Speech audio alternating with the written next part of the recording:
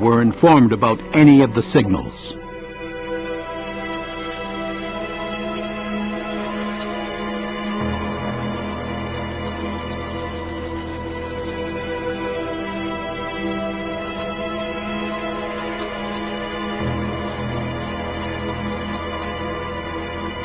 The Chief of Naval Intelligence in Washington, Captain Alan Kirk, recognized the message as plans for a bombing raid, but his persistent attempts to warn Kimmel ended when he was assigned to other duties. At Pearl Harbor, the Admiral had no way of knowing that Kirk had been repeatedly refused permission to warn him. Kimmel's immediate problem was to convey to Admiral Stark his worries about his fleet.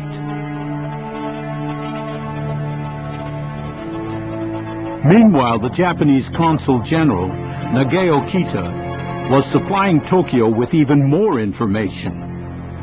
Neither Kimmel nor Short knew how quickly the situation was slipping away from them. By mid-November, the best information Kimmel had was that the Japanese fleet was mainly in the ports of Kure and Yokosuka. But by then, Yamamoto was almost ready to strike at Pearl Harbor. He had already ordered his task force to assemble, but not in Kure or Yokosuka. His ships were at that moment slipping into Saiki Bay on the island of Kyushu. Around the flagship Akagi, 4 other carriers were closely anchored. This was one of the messages Eric Nave claims the British would have intercepted and decoded. Battleships, cruisers, submarines, and a fleet of tankers were also named. The information must have been extremely important to the naval experts in London when they received it from Singapore. The Dutch were also watching. General Hein ter Poorten, commander of the Dutch East Indies Army, controlled an intelligence operation which a few days later tracked the force. They watched the force as it moved from Saiki Bay up to Hitukapu Bay in the Kurile Islands.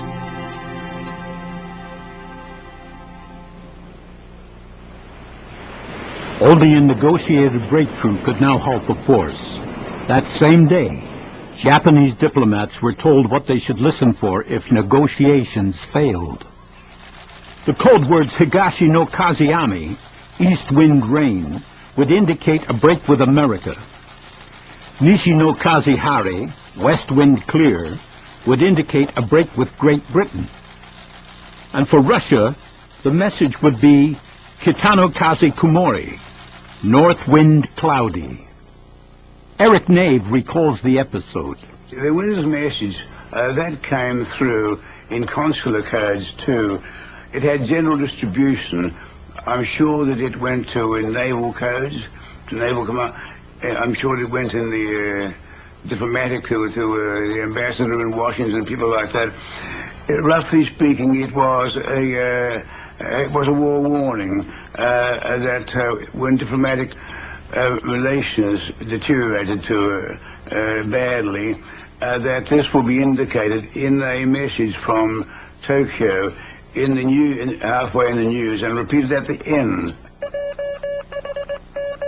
In Singapore, on November 20th, the British codebreakers would have picked up Japan's first ominous statement of war.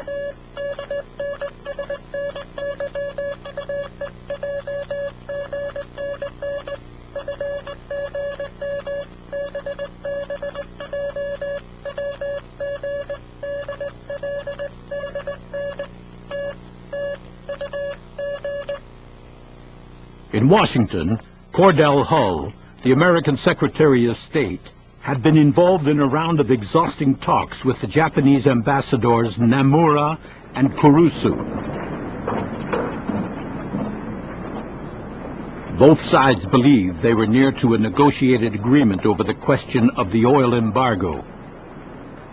Then, on November 22nd, the Japanese strike force was given its sailing orders. It is possible that Washington received this information from the British, but they also discovered from their own secret sources that Japan had now asked Germany to back them if they went to war with America. On the morning of November 26th, the waiting Japanese ambassadors were presented with an impossible ultimatum that stemmed from an angry Roosevelt. Feeling betrayed, Hull told a colleague, "You cannot give an ultimatum to a powerful and proud people and not expect them to react violently." The following evening, in Washington, signals experts intercepted and recorded a private telephone call to Tokyo. Kumaicho Yamamoto of the Japanese Foreign Office received a call from Special Envoy Kurusu, still pained at his treatment by Hull the previous day. 全力を尽くしましたが承諾しないでしょう。外務大臣に送られた案は非常に難しい。実現不可能かと思います。すでにこのような結果を予測なさっていたのです。まあそうだ。しかし何か達成できるかもしれないという希望を持って最後まで尽力したいということだ。動きが取れません。どうにかしなければ現状は打開できません。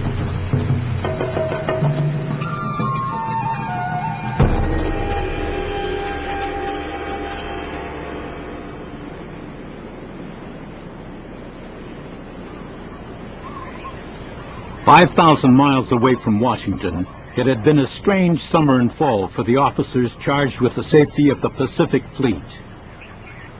Kimmel was still fighting a battle with pen and ink to prevent his fleet being further weakened by demands from the Atlantic. But he could no longer avoid a general feeling that war with Japan was not very far away. General Short, faced with the need to send out long-range patrols, had only a handful of suitable aircraft. His demands for more were not seen as a priority. Then, out of the blue, came alarming news. Washington advised Short that diplomatic negotiations appeared to be terminated and hostile action was possible. Washington was informed that Short took their message only as a warning against sabotage and that he had bunched his planes together for easier defense. The War Department did not correct him. A similar warning to Kimmel pointed out the possibility of conflict, but only in Southeast Asia, 5,000 miles away. Nor did Rochefort's daily summaries contain any indication of a more immediate threat. Rochefort's radio direction finders swept across millions of square miles of the Pacific every day, searching for information about the Japanese fleet. Then, on November 26th, Rochefort's summary mentioned an intercept. Rochefort thought the fleet was still in port, but what he had picked up was a serious breach of radio silence by the commander of the carrier force, which was, by then, well out to sea and heading east across the Pacific. Following day, Washington eavesdropped again. たびたび申し訳ありません。見合いの件は今日どんな進展を見せたかな。昨日梅子様がおっしゃったこととあまり変わりがありません。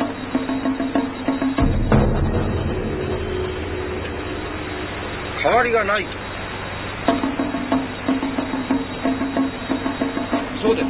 前回同様、南方の件ですが、その南方の件で進展の兆しが出てきました。南方の件ご存知かと思いますが。ああ、南方の件か。効果が出ていると。そうです。例の婚姻の件ですが、一旦これでまとまるかに見えました。そちらはどんな具合ですか。あたかもお子様が生まれるかのようですが。おっしゃる通り、出産は間近だ。そう、確実ですか。生まれると。どちらの方面ですか。いや、その、男の子。いや、あるいは女の子ということですが。立派な男児のようだ。2 days later, Rochefort recorded another vital intercept, again without a position. The Haie, a battleship with the strike force, was in fact more than 600 miles out into the Pacific. Later that same morning, a young journalist drove into Washington. Joe Lieb had influential contacts in Roosevelt's administration. Cordell Hull was Secretary of State, and he called me on Saturday morning around 9.